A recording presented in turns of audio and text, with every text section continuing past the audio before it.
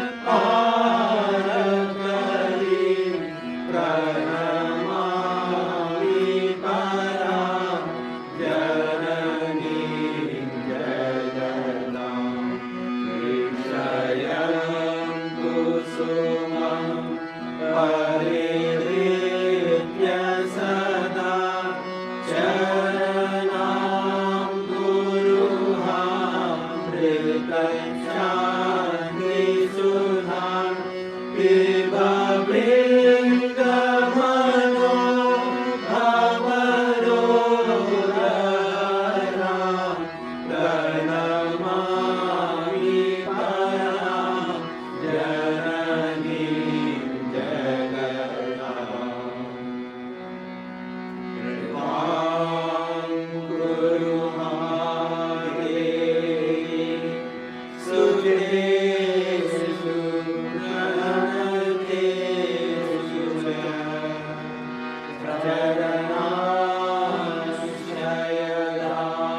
चरणाश्रयदायेन कृपामयि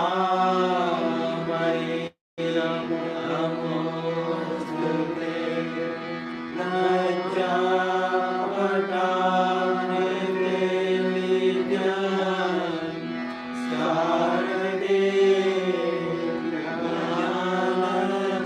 ज्ञानदायिते पापेयो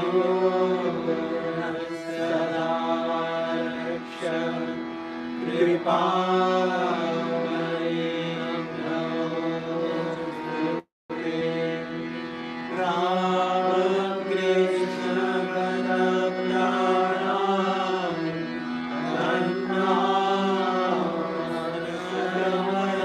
धन्नामश्रवणप्रियं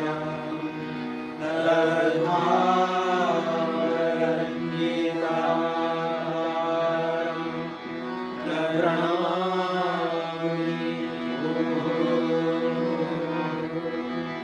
पवित्रं चरितं यस्य पवित्रं जीवनं ददाति पवित्रता स्वरूपिण्यै तस्यै कुर्मो नमो नमः। देवी प्रसन्नां प्रणतारिहन्त्रीं योगीन्द्रपूज्यां युगधर्मपात्रीं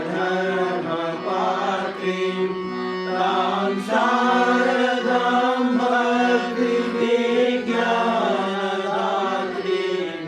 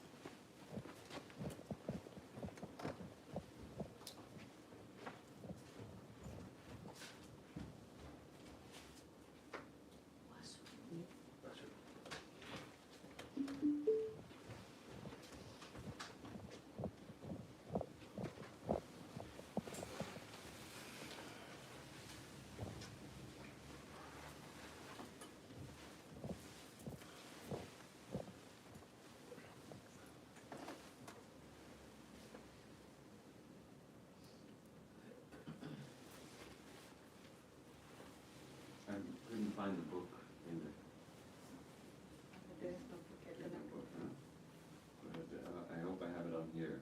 I feel pretty sure I do. Eternal companion.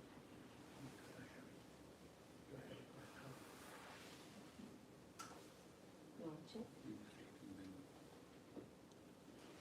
You got the keys? You have the keys?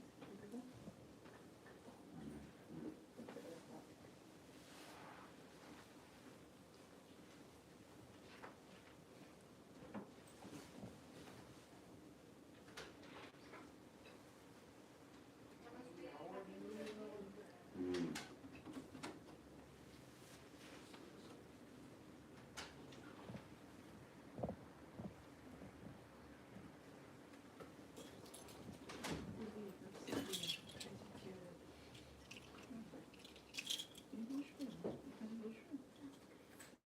He's coming. He's coming back. Yeah, Vijay is coming back. Let me just get it. I'll be right back. Vijay thinks he has it in his car, so he His car? put car to check. Wow. Is it a companion? Eternal companion is his companion. It should be inside the library, It's right? not. Go check. No, it's not. The center We doesn't had have that one. book. Which? Generally, I bring it from my home. No, I know it's not in my car. The companion. Somebody's got it. Vijay doesn't get out.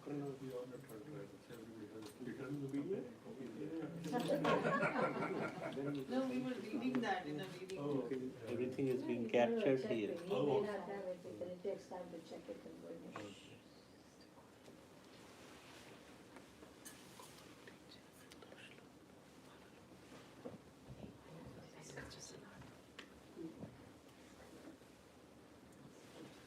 So there is a PDF, you can send it.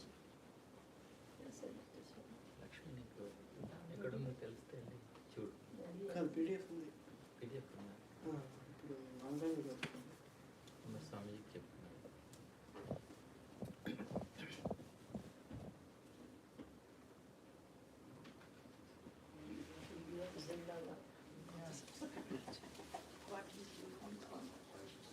The comprehensive book on his eternal companion portable.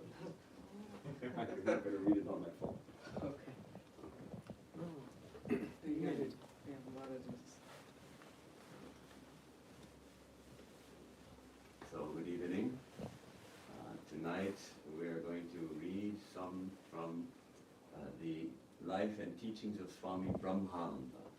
Swami Brahmananda, for those of you who don't know, he was if you read the Gospel of Sri Ramakrishna, you'll know him as Rakhal. He was an intimate disciple of Sri Ramakrishna, actually in many ways closer to Sri Ramakrishna than Swami Vivekananda himself.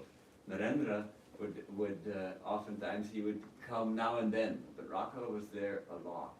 He stayed at Dakshineshwar for extended periods. And Sri Ramakrishna considered him as his own son. The term used was Manasputra, the mind-born son or spiritual son. And they had such an unusual relationship that actually he would be like a little boy often in Sri Ramakrishna's presence and would even sometimes sit on his lap and Sri Ramakrishna would feed him like a young child. So it's very interesting. Sri Ramakrishna had a vision before Rakhal came to him of Sri Krishna dancing on a lotus floating in the Yamuna, and with a boy, his cowherd friend. And when he saw Rakhal, he recognized him as the boy. So he felt that the Rakhal was an eternal companion of Sri Krishna, eternal playmate of Sri Krishna. But he also instructed others not to tell Rakhal of this vision that he had had, because he didn't want him to realize, oh, I'm the eternal playmate of Sri Krishna. What am I doing here in this mess? I'm going. So that was kept secret from him. But the disciples knew when he was on his deathbed, when he contracted cholera and he was dying, and then he had a vision of Sri Krishna. And he even said, oh, put ankles on my feet, I want to dance with Krishna. And then the disciples knew that, he's remembered, now he knows. Now he's not coming, he's not going to recover this time. So that was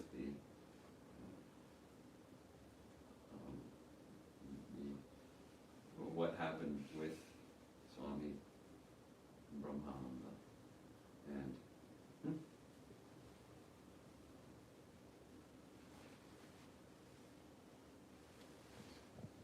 And I sent it to where is this Lakshmi? Send it to my email. Okay. Not to my phone. I sent it as a link, but it didn't come. Why didn't it come? Reading the book, then I put the ring and sent it. But I still have a book there, which is Inspired Talks. So I wasn't quite sure which book it was. We read that in China.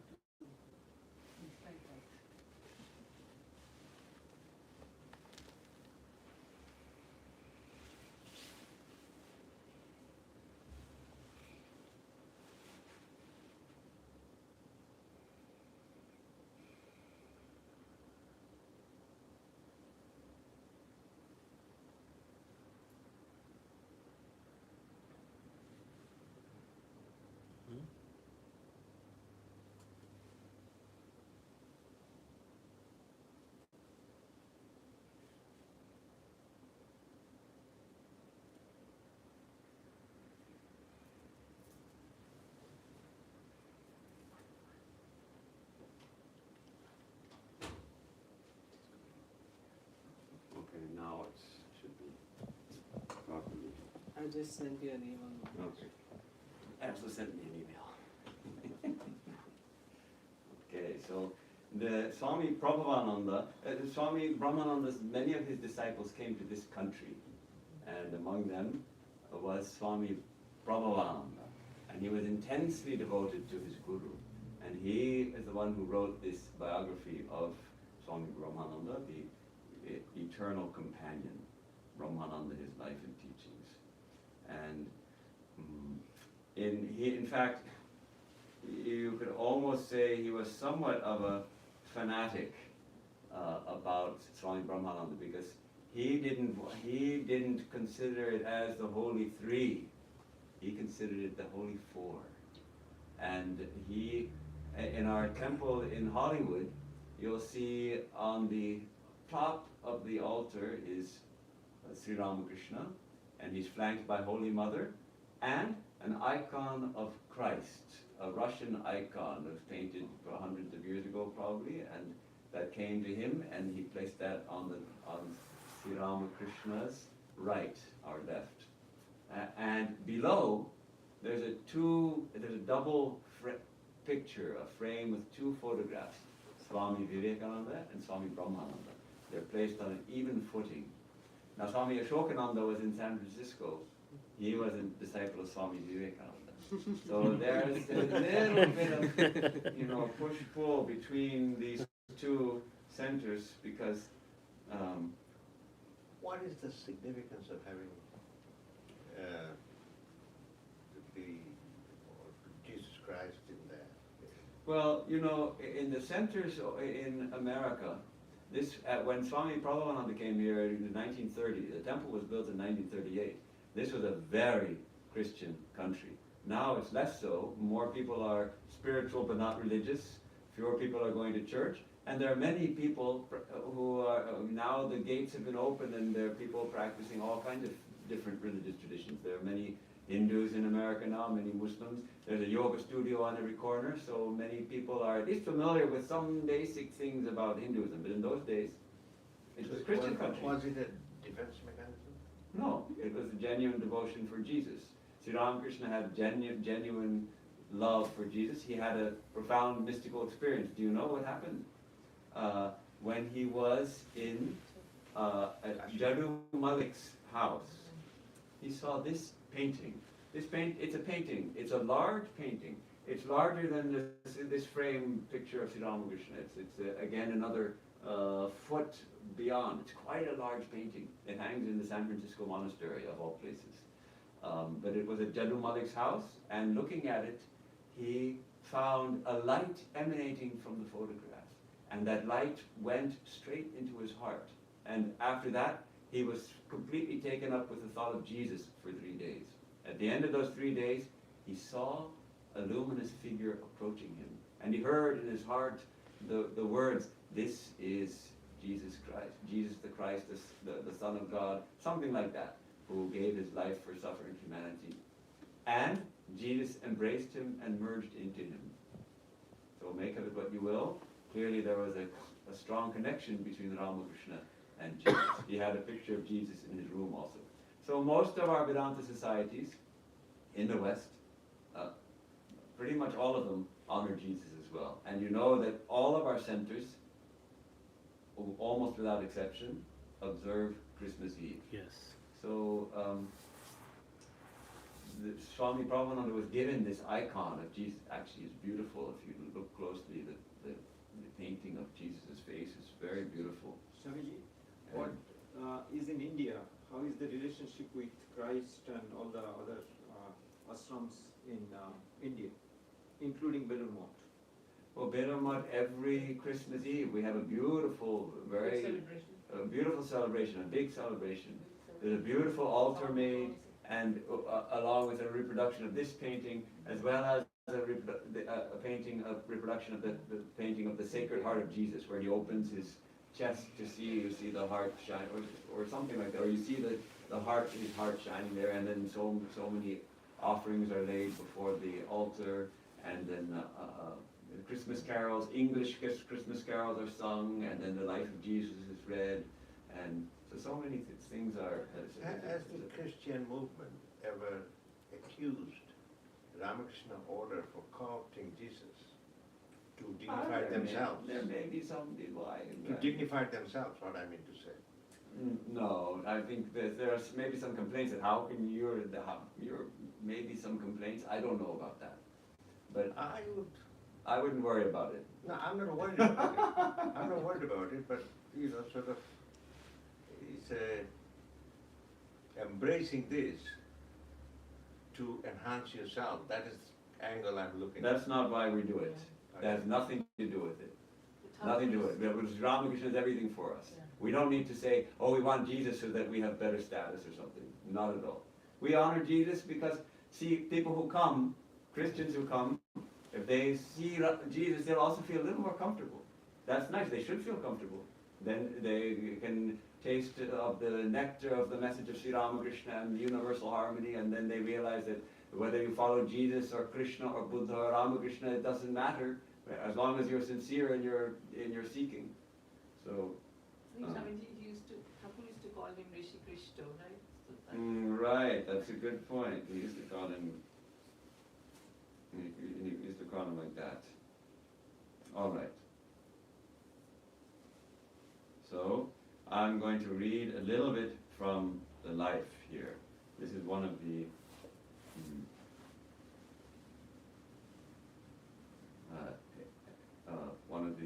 reminiscences of Swami Brahmananda from one of his disciples. And that disciple is named Swami Ambikananda. Swami Ambikananda was really fortunate Swami and a great blessed soul. And actually, his mother decided that if, when she was pregnant, that if a son was born to her, she would offer him to Sri Ramakrishna. They were devotees of Sri Ramakrishna and had often visited him. So he was the son born to her. So she brought him, when he was just a few weeks old, brought him up, all bundled up to Dakshineshwar, and as soon as Sri Ramakrishna saw her, he said, "Hello, what have you brought for me?" And his mother placed this young boy, this young baby, at Sri Ramakrishna's feet. And I said, "I have brought you this offering." Sri Ramakrishna looked at him for a few minutes and remarked, "Ah, what a nice child. Are you offering it to me?" good. And then he took the child on his lap and blessed him, and then gave him back to his mother, saying, take care of him now, but know that he belongs to me. In time, I will take him back. And then, of course, later he became a monk of the order. It was long after Sri Ramakrishna left the body. And his mother was very happy because she felt that, which is very rare, mothers of monks are not usually happy when they become monks. So she was very happy, feeling that her offering was accepted now. So as a young boy, he used to visit the monastery with his parents. And so he became very close with Swami Brahmananda and others. And he, with his father, so I'd like to read this excerpt here.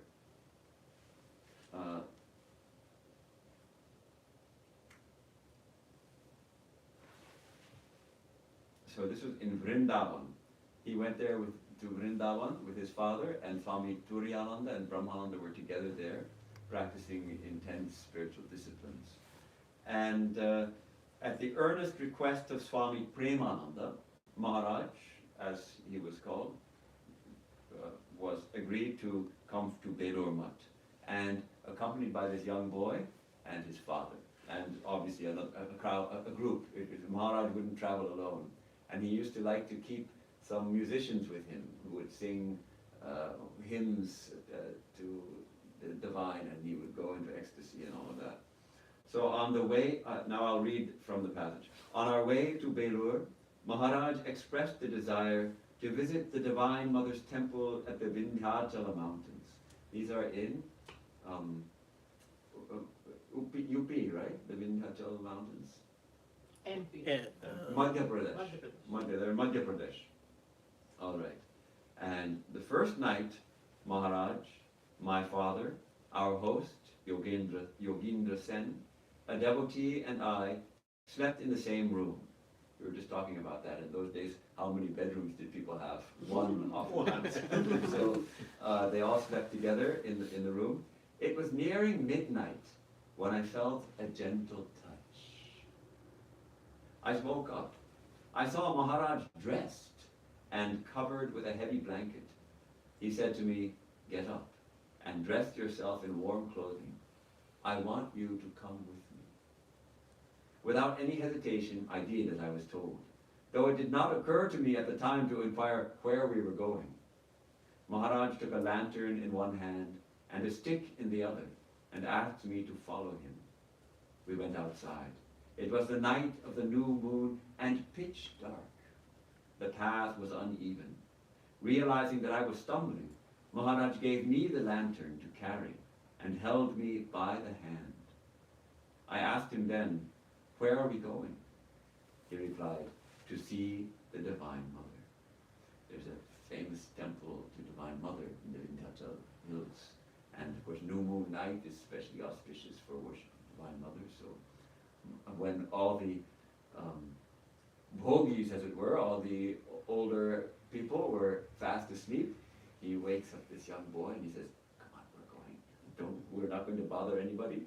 We're going ourselves to see Divine Mother. And this beautiful, how this boy, Maharaj became his guru, of course, and how the guru is ready to take him by the hand. He's a young boy, not that young, probably 14 or 15, something like that. And he takes him by the hand in the dark and takes him to the Divine Mother. And that is actually what the guru does for us. Takes us by the hand and introduces us to the divine. Then his job is done. But this Ambikananda had the good fortune of having a lot of close contact with his guru. So when we entered the temple compound, we found the place crowded with worshippers. Some were counting beads, and others they were doing japa with a mala, and others were chanting the praises of the Divine Mother. There was an intense spiritual atmosphere. The door of the temple was still closed. The priests were decorating Mother's image for the special occasion. When the doors opened, the pilgrims stood up and moved forward slowly to have the darshan of Mother. In the meantime, the priests caught sight of Maharaj. Seeing his benign face and impressed by his personality, they stopped the pilgrims from proceeding. and let Maharaj enter first. He was still holding my hand and I was following him. When Maharaj stood before the image of Divine Mother, he exclaimed, "Ah, how beautiful, how beautiful." The next moment, he was in ecstasy. There was perfect silence in the temple. The priests and pilgrims watched Maharaj's God-intoxicated state in amazement. After a while, still in an ecstatic mood, Maharaj asked me to sing a song to Divine Mother. While I was singing, tears of joy fell from the outer corners of his eyes. It was a divine sight to behold. Maharaj asked me to sing another song, after which we prostrated before the Mother and came out into the courtyard. Maharaj sat down in one corner to perform japa and asked me to sit also. I said, "What shall I do?" Maharaj replied, "Think of the presence of Divine Mother. Later I shall instruct you." We stayed for a while and returned to Yogindra Sen's before daybreak. So this is a beautiful incident in the life of Swami Brahmananda, just thinking of that fortunate young man who accompanied him and also could share the incident with us. How Swami Brahmananda, in the middle of the night, the Gita says that the person of wisdom, for such a person, for one whose spirituality has awakened,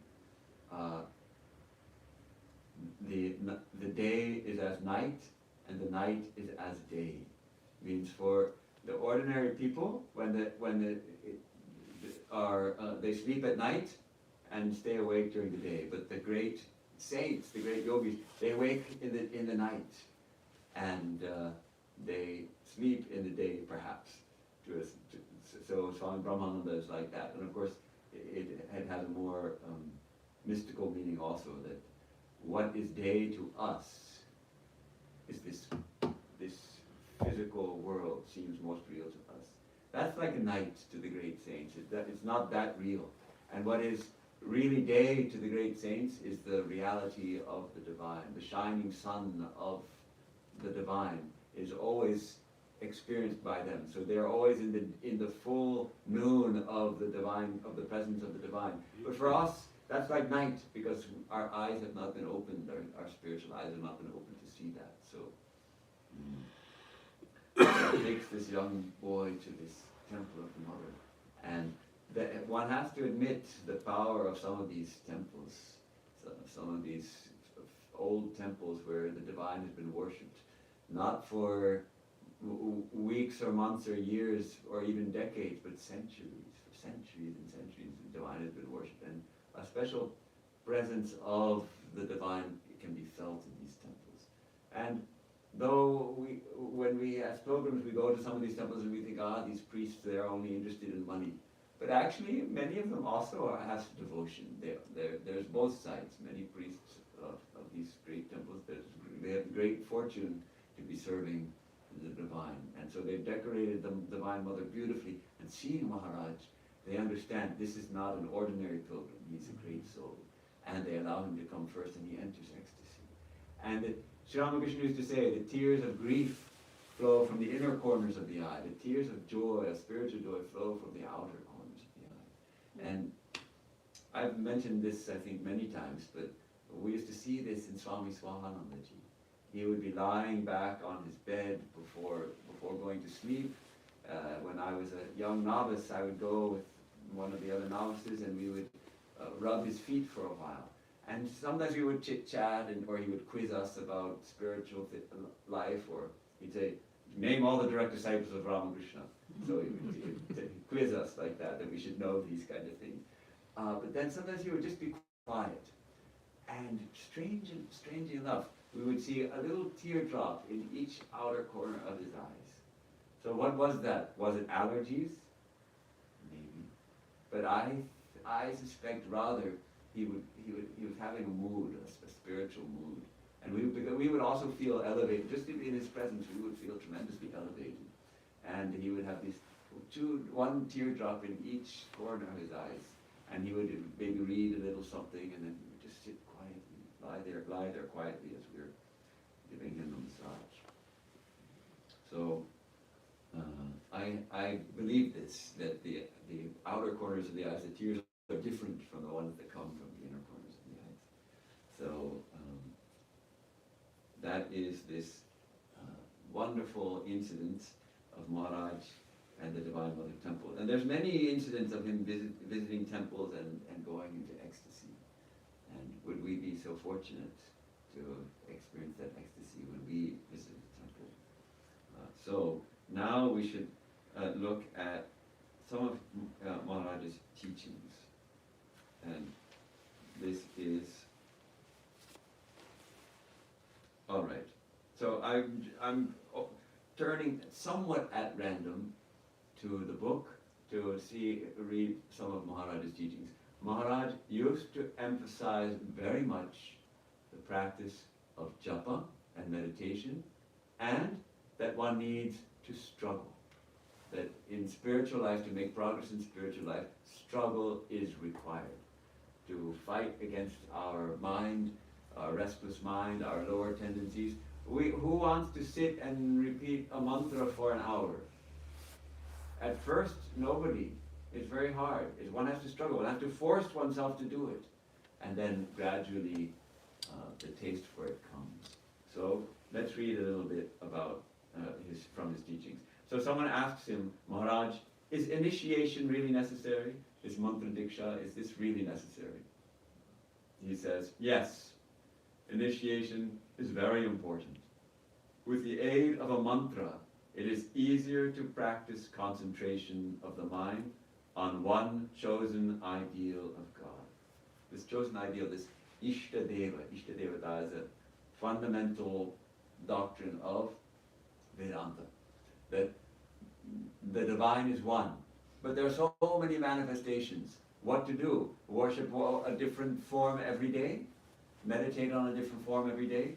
We won't make much progress. We choose one. There's one aspect of the divine which most appeals to our hearts, whether it be Shiva or Durga or Kali or Krishna or Ramakrishna. We choose one, or more often, the Guru tells us, this is your chosen ideal, this is your mantra, you meditate like this.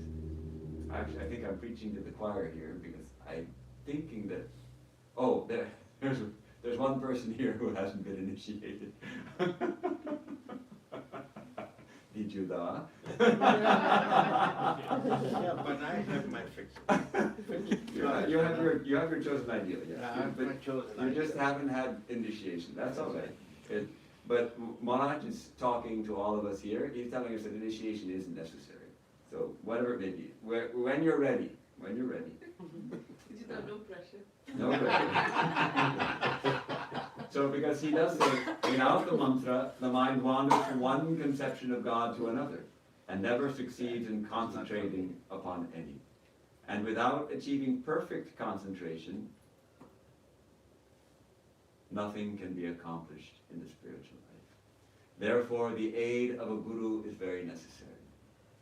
He helps the disciple, we should say he or she, helps the disciple to choose his or her own particular ideal according to one's temperament, and then gives the mantra best suited to the attainment of concentration on that ideal. With unwavering faith in the words of the Guru, the disciple must regularly practice repetition of the mantra and meditation on its meaning. Thus will one find peace of heart. The path of spirituality is hard to follow, no matter how clever or how intelligent a person may be. Without the aid of an illumined guide, one is sure to stumble on the way. Swami Brahmananda, regarding gurus, because people sometimes say, well, why do I need a guru? And he would point out, you need a teacher for everything. Everything is taught to you. Even, he would say, even the pickpockets have their gurus. You know, there's in the cities, there's a whole network of pickpockets, no? And they're all in cahoots, and the things they steal, they all go to a central location, and then the booty gets distributed equitably, I suppose, among all the pickpockets. And they have to learn it. There's even that, did you ever see the film of Oliver? is it Oliver? No. What's the film? Focus. Where the boy learns pickpocketing. American movie? Yeah, it's a famous place. Famous English film. Oliver Twist. Oliver Twist. Yeah. So anyhow, there's a scene there where the boy is learning to pick pockets. Because all those boys, they're orphan boys and they're all pickpockets. And that's how they support the orphanage, by going into the city and picking the pockets of the people. So even the pickpockets have their guru. Then you think you want to do, and in spiritual life you think you don't need a teacher. So we can think about it. Anything, if you want to learn chemistry, all right, you can take a book and learn, but actually you need a chemist to explain stuff to you. You need someone who knows it backwards and forwards, and they can teach you. So how much more difficult is it in spiritual life? So yes, the guru is very Somebody helpful. explain, whatever you do, be best at it. If you're a pickpocket, be best at it. Yes. All right. If you were going to be a pickpocket, Be the best at it. pick the pocket of the president. So someone asks, Maharaj, I have been practicing spiritual disciplines, but as yet I have acquired no taste for them. What shall I do? No taste for spiritual disciplines. And it's interesting they use this term taste, but it really is like that. And Sri Chaitanya, this is one of his main teachings, that we need to develop namir ruchi, the taste for the divine name, that we like to repeat it. Why? Because it tastes sweet, not on the tongue, but it tastes sweet in the heart, in the mind. The mantra begins to taste sweet as it becomes a familiar friend, as we start to repeat it again and again. So Maharaj someone is asking him, see, I haven't got that taste yet. What should I do about it? He says, the taste for spiritual life cannot be had all at once. No, one has to struggle hard for it. All our energies must be concentrated toward that one achievement. They must not be wasted in any other direction. Onward, onward. Never be satisfied with your present state of growth. Try to create a burning dissatisfaction within yourself. Ask yourself, what progress am I making? None. And apply yourself ever more diligently to the task. And then he points out how Sri Ramakrishna he says, Sri Ramakrishna used to cry out at the close of each day, O Mother, another day has gone and I have not seen you. So here he's touching on a kind of divine discontent. One of the prerequisites for yoga, according to Patanjali, is santosha, developing a certain amount of contentment with one's life, so that one can focus on the spiritual concentration. And here Maharaj is saying, you want to be discontentment. Now, so what's the difference? So it's a certain santosha has to do also with forbearance. We're not going to make everything perfect in our external life. And as long as we're trying to do that, we're spending a lot of energy that could instead be employed in our spiritual life. So a certain contentment with external circumstances, even though they're not perfect. Cultivate that, and at the same time, this divine discontent that actually, spiritually, I haven't made all that much progress. Okay, I made some progress. We've all made some progress, or we wouldn't even be here, gathered here together. But a feeling that, well, I don't yet have that intense joy whenever I think of God. I don't yet have the vision of God. I haven't yet tasted ecstasy. We read about ecstasy in these books. I haven't experienced it. Well, I want that. Creating that kind of longing. And he's giving the model of Sri Ramakrishna, who every day at the end of the day, during his initial period of sadhana, he would feel that the day has passed and still I have not realized Divine Mother. Every night before, here gives him a good instruction. Every night before you go to sleep, think for a while how much time you have spent in doing good deeds, and how much time you have wasted. Uh-oh. It's so easy to waste time nowadays. I think it's more easy than ever. Thanks to these devices that probably all of us have either in our pockets or our pocketbooks or something. And I also have been drawn into those things where you just one thumb touch and another thing comes to titillate you, and another funny little story or another little big, whatever, little commentary on something and humorous or engaging, and before you know it, 45 minutes gone, an hour gone. How did it happen? So if at the end of the day we reflect, let's see, how much time did I spend doing japa? 45 minutes. How much time did I spend scrolling on Instagram? An hour. Okay, looks like there's a little imbalance there. Rather, let's spend an hour and a half doing japa and 15 minutes on Instagram. That would be a much better balance, wouldn't it? So, but if we think about it, if we review the day and think, oh yes, that helps us when we're faced with a choice. What should I do now? Let me check Instagram, or let me sit for my japa. Well, gradually if we reflect, oh, yesterday I didn't sit for japa because I was on Instagram too long. I had to get that one post up. So now reflecting that way. Swamiji, one thing is true that with the human, from all our lives, we see that these are called distractions. Right now you see Instagram, tomorrow there will be something in when they're small, then cricket, was the distraction. So, but at least you're going outside and getting physical exercise. Now only the thumbs are getting exercise. Swamiji, the iPhone can calculate screen time. Yes, yeah. The phones you can set limits on these apps. True. So let's see. Now he says. Every night before you go to sleep, think for a while how much time you have spent in doing good deeds and how much time you have wasted, how much time you have spent in meditation, and how much you have wasted in idleness. Make your mind strong through the observance of continence and the practice of meditation. Then he says, you cannot buy God.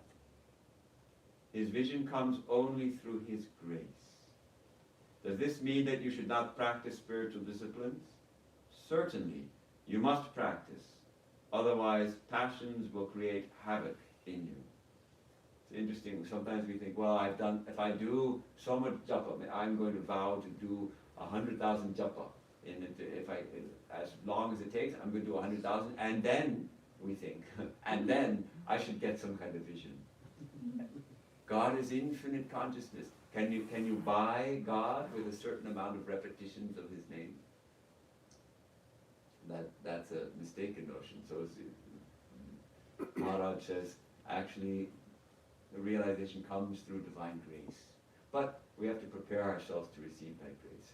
As he says, the passions will run recklessly, create havoc in us. So we have to do spiritual practice. Now he gives an example. A rich man employs a porter, whose duty it is to see that neither thieves, nor cows, nor sheep, nor any other intruder enter the compound. A porter, the term is darwan, no? The gatekeeper, as it were. Man's mind, or our human being's mind, is the darwan. And the stronger the mind becomes, the better. The mind has also been likened to a restive horse. Such a horse may carry its rider along the wrong path, and only one who can hold the reins and check the horse can keep to the right path. So it's a nice image of the mind itself as the doorkeeper who keeps out hey, you're not allowed in here. I think it's Maharaj, or was it Swami Turiyananda, who says, at the time of meditation, put a sign on your mind that says, no, do not enter. So that the thoughts don't come and disturb us. So these kind of ways of working with our mind. You know, our minds, the nature of the mind is to be restless. So we work with our mind. Swamiji also called mind like a restless monkey, it jumps all the time. Yeah, not only restless monkey, but then On fire. it's been given some liquor, so it gets drunk. Drunk monkey. And then it's Daily. Bitten by a it's bitten, scorpion. it's stung by a scorpion, the scorpion of pride. Yeah. Struggle on, he says, struggle on. And he often comes back to this, struggle. Struggle is required for anything in life. If we want to pass our exams, we have to struggle. If we want to build a career, we have to struggle. So in spiritual life also, we have to struggle. Struggle on. Do you think that everything is achieved merely by wearing the Gerawa cloth? Okay, so he's talking to a monk, apparently. Someone who's wearing he's already a monk, but he's still not, he says, do you think that's enough? You have to struggle wherever you are in life, whatever you're calling. If you're a monk or a householder or a student or anything, struggle is required in spiritual life. Time is flying. Waste no more time. Then he gets this rather sober. He says, at most you have only another 3 or 4 years in which to struggle intensively. After that, your body and mind will grow weak and infirm, and your efforts will be limited. What can be achieved without diligence? Often says, I used to say, do it before 30. Realize God before 30. Now I think, except for 2 exceptions in this room, we are all of us well over 30 and very much over 30. Oh, 3 of us. There's 3 of us. So that is. So what do we do then? We have to struggle anyway.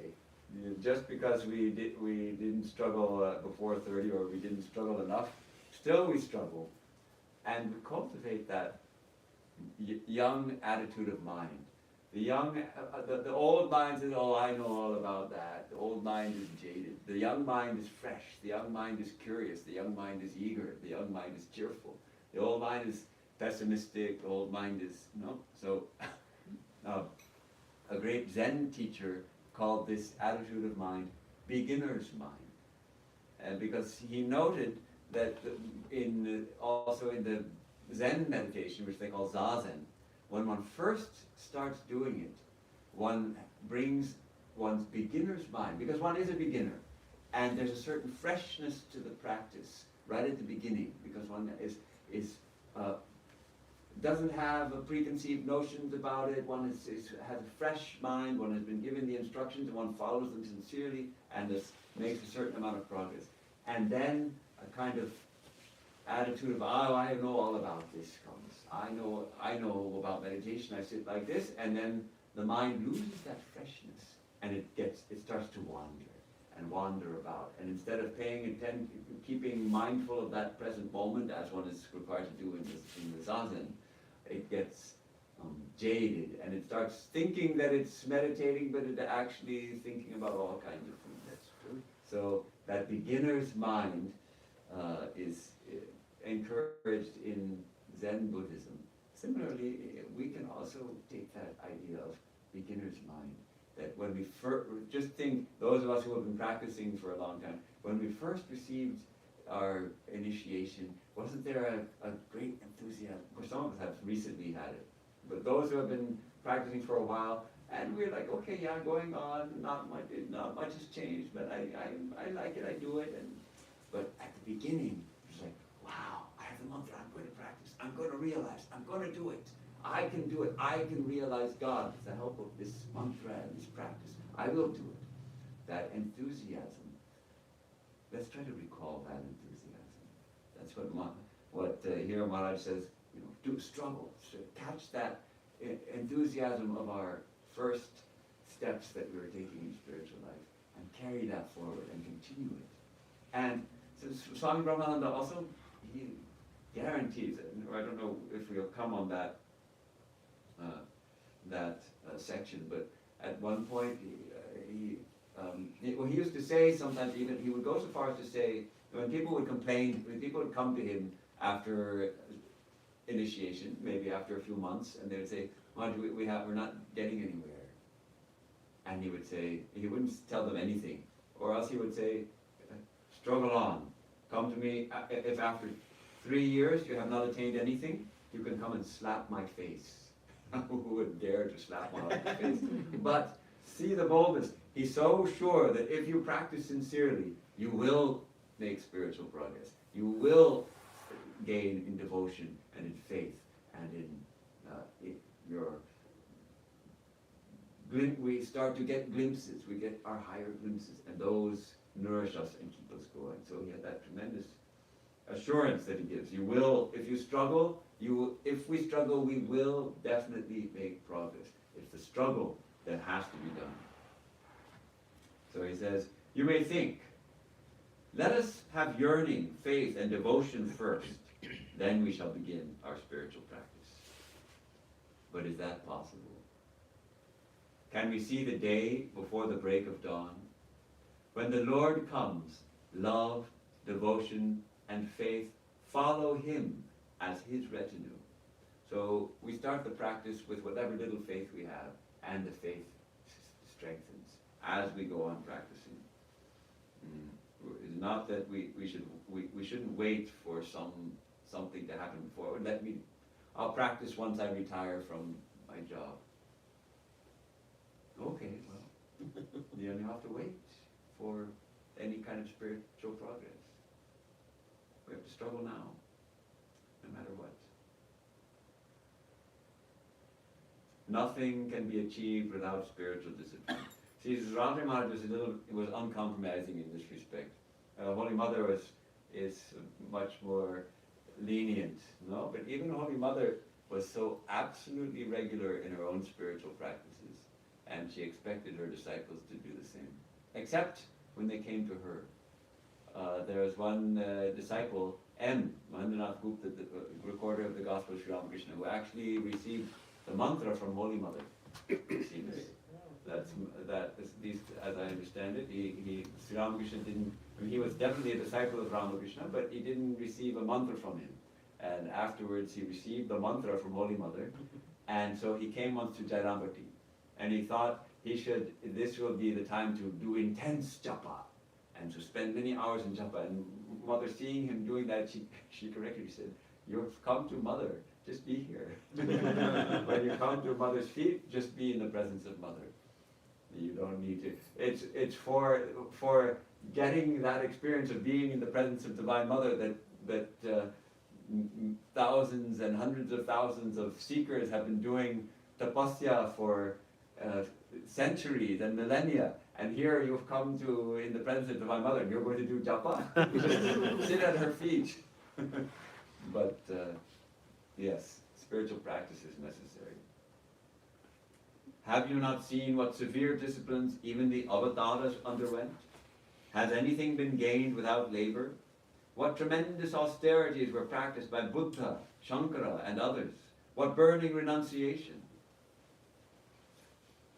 Then he points out, real faith cannot be had at the beginning. First realization, then faith. At first, the spiritual aspirant must pin his faith, blind faith it may be, in the words of his guru or some great soul. Only then can he advance toward the goal. Very interesting that this faith, this strong conviction in the truth of the scriptures and the words of the guru, we don't have it when we start spiritual life. How does it come? We get doubts. We think, okay, yeah, it sounds good, and they say so, but then the scientists say all the brain scientists say that consciousness is just a byproduct of neural activity. Maybe they're right after all. And then this doubt comes. And we're all immersed in our duties, and if you're in the medical profession, then most doctors follow that materialist viewpoint that actually it's enough. We can explain consciousness with just brain activity, though the truth of the matter is that they can't. We can't. That remains what is called in the philosophical field, they call it now the hard problem of consciousness. Because they can explain many things. They can explain perception. They understand how the brain, there's a part of the brain that processes visual the signals from the retina, and it processes it and forms visual images, and then, but how does consciousness arise? How are we aware of it? How do we get the experience of, oh, I am seeing that? The neuroscientists, they think that, oh, we'll figure it out. It'll be just a matter of time. We're going to figure it out. But so far, they haven't been able to figure it out, and it seems to be a really hard problem. And the truth is that they can't figure it out because consciousness is not produced by physical processes. Consciousness Do is they a, even recognize consciousness? well, certainly they recognize that we have conscious experience. What creates that? And so the materialists think, well, somehow it's created by the action of the brain, and when the body dies, consciousness ends and it's all over. But all the saints and sages say, no, you got it backwards. Consciousness is the fundamental principle, and upon that, within that, this brain functions. So obviously, our brain is an extremely important organ, and it seems to affect our consciousness. Drink a bottle of liquor, and how do you feel? You feel a lot different. Like, oh, I think most of us wouldn't know anything about that, I'm sure. But so receive a blow on the head, and we lose external consciousness. Drink a cup of tea in the morning, and you start to perk up. So no doubt the brain and our mental experience are connected. So it seems natural to start to doubt, well, maybe the brain is enough to explain our whole experience, and when we die, we die. But the neuroscientists can't explain consciousness. They haven't been able to do it. And the quantum physicists are realizing that actually in order to explain what they have found as the nature of matter in its very smallest building blocks, is that they have to include consciousness as one of the principles in order to explain how particles behave. Because sometimes they're particles, sometimes they're waves. If you know where it is, you can't know what it's doing. If you know what it's doing, you can't know where it is. So they speak only of probabilities. I don't know much about quantum mechanics, but they say that consciousness is required. And then, of course, we have the testimony of the great saints who can experience pure consciousness without their bodies. And we have the testimony also, modern testimony, of people who have near-death experiences. And some of these are extremely rigorous, they have been rigorously examined and studied, and in some cases, it's impossible to refute the kind of things that they know after the experience that they could not possibly have known. One of the famous ones is that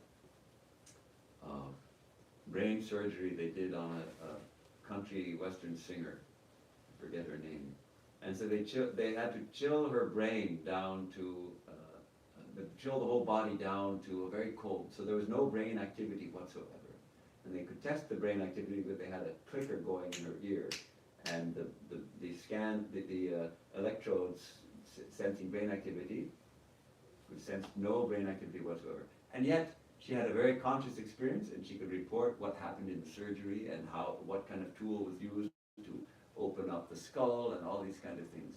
So how do you explain that? You can't explain it if consciousness arises simply from brain activity. So these kind of things strengthen our faith. But Swami Brahmananda says, actually in spiritual life, we have to have a certain amount of blind faith, burning faith, that rock-solid conviction doesn't come until we have some realization, some experience for ourselves. When we start to feel it ourselves, start to experience it ourselves, that's when that real burning faith comes. Otherwise, it's blind faith. But we follow that, we start with that blind faith, and then that faith becomes established. Then he talks about one of Sri Ramakrishna's parables. Do you know Sri Ramakrishna's parable of the oyster? The oyster floats about on the surface of the water with its shell wide open, waiting for a little drop of the Swati rain. That is the rain which falls when the star Swati, which is also known as Arcturus, is in the ascendant. I really don't know what it means for a star to be in the ascendant, but it's some astrological thing. Probably some of you all know more about that astrology than I do. But whatever it may be, when the star Swati is in the ascendant and the drop, that's holy rain apparently, as soon as it gets the raindrop, it closes. And it dives down to the bottom of the sea, and using that drop, it forms a pearl. It's a village tradition, it's a mythology. We know actually that pearls are not formed by a raindrop from Swati, but that's not the point of the story. The story is to illustrate a principle in spiritual life. You, like the oyster, have received the raindrop. You have the grace of your Guru. Now dive deep into the ocean of bliss and form the pearl. Let God be revealed. So we've received that drop in the form of the mantra. So now we dive deep with that mantra and form the pearl by repeating the mantra, by meditating deeply on the mantra, by immersing ourselves in the mantra. We transform our minds, we transform our lives, we form that pearl. Be self-reliant. Self-effort is absolutely necessary to succeed in the spiritual life. Follow some spiritual, here he says it. Follow some spiritual discipline for at least 3 years. And then, if you find you have made no tangible progress, you may come back and slap my face. Okay, looks like we're almost been going at it almost an hour. Let me find a nice passage to be finished with.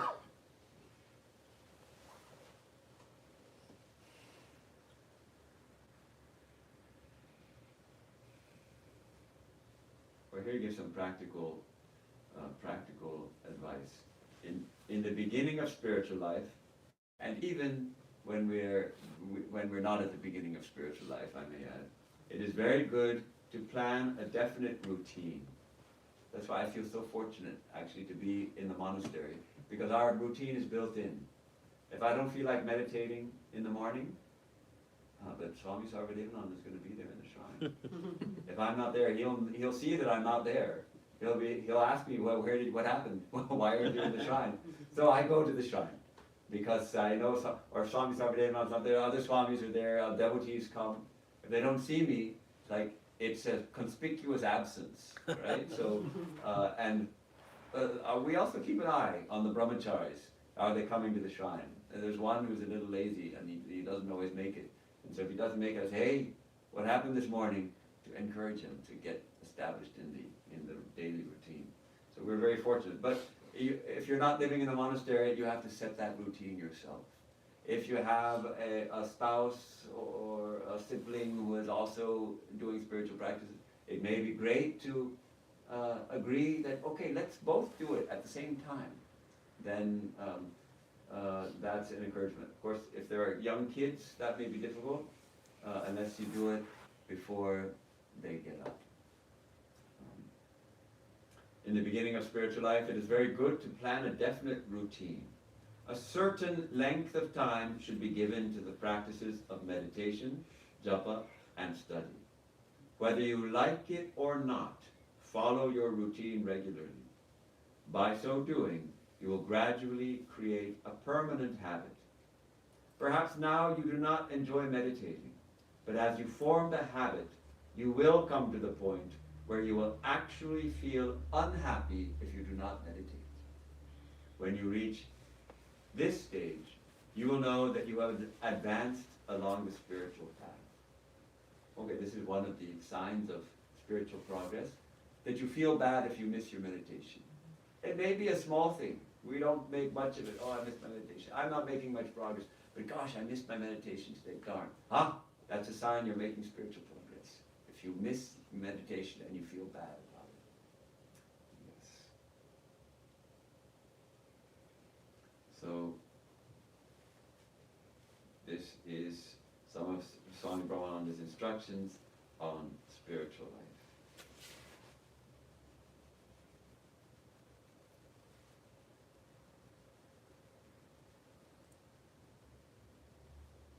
Here's a little hint of what happens as we go deeper.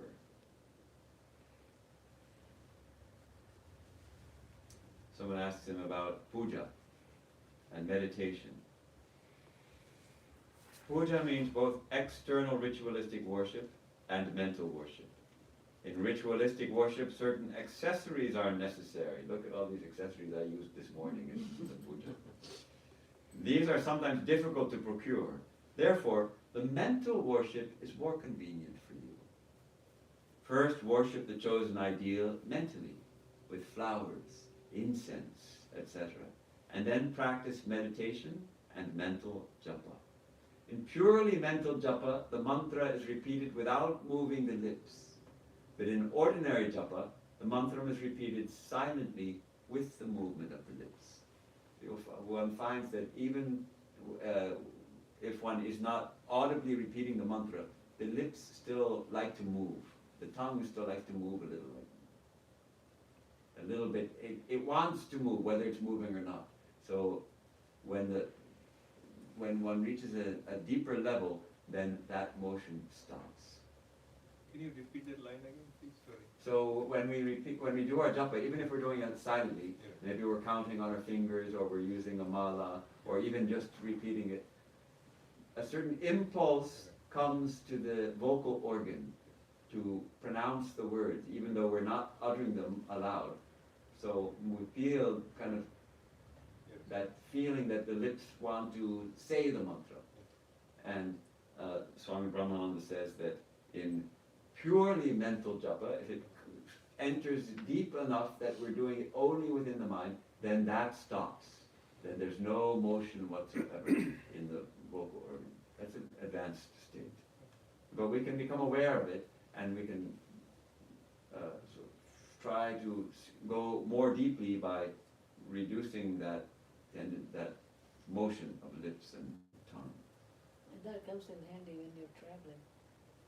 So now let me just read this beautiful passage, and then we'll close.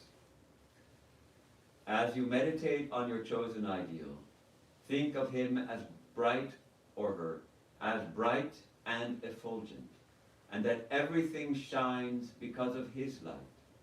Think of him as living and conscious. As you continue thus, the form of your chosen ideal will gradually melt into the formless, into the infinite. Then will follow a vivid sense of the living presence, until finally the eye of wisdom will open and the infinite will be directly perceived. Ah, that is another realm far beyond this universe. After this experience, the universe appears as nothing. The mind is dissolved and you experience savikalpa samadhi. This leads gradually to the realization of the nirvikalpa samadhi, absolute union with God. This experience is beyond all thought and speech. There is nothing to be seen, nothing to be heard. All is infinite silence. It is beyond duality and non-duality. There are some who, having reached this state, look upon the body as an obstacle in the way of an unbroken spiritual experience and cast it off, even while in samadhi. It is like breaking an earthen vessel. So that's a little hint. Swamiji, the last thing, as people get deeper into the meditation, with that image or mental image or anything, then all the external things, like whether it's cold or hot or anything, those are, like the physical senses, it goes away eventually, or you don't feel anything actually at that time. Because everything is in your brain actually, that you are just... So, suppose it's hot or it's cold or anything, you're in a cold room actually, and you are just meditating and so on. And then as you are getting deeper and deeper, then you don't feel whether it's cold. true. The senses withdraw from the body to a certain extent. But let us rather than, for us who may still be beginners in meditation, if we're meditating in a cold room and we feel cold and we think, well, I shouldn't be feeling cold, I'm going to dive deep into meditation, that may be actually be a hindrance. So wear a sweater or put on a warm shawl, feel warm enough, not too warm so we get sleepy, and then once we start to go deeper, then we don't have to worry about it too much. But so it's a thrilling path. We should close now, it's getting late. But thank you for joining me for a little glimpse into some of the teachings of Swami Mahayogananda, which are always inspiring because he's very encouraging. On the one hand he says, yes, you will realize. But on the other hand he also says, but you have to want it and you have to struggle. So struggle is required. Oh.